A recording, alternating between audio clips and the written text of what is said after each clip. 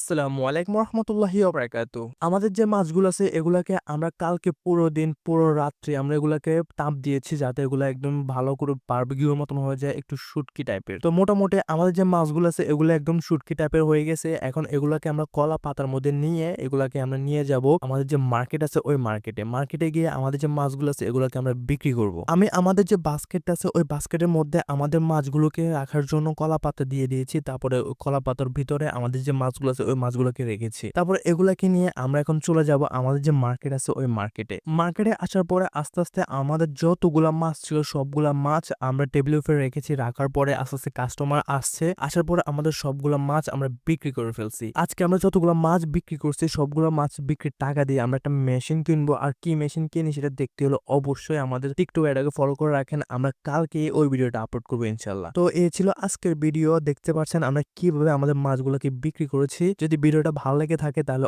অবশ্যই এটা লাইক করে দিবেন আর ছোট্ট করে একটা কমেন্ট করে দিবেন। আসসালামু আলাইকুম রহমতুল্লাহি ওয়া বারাকাতুহু।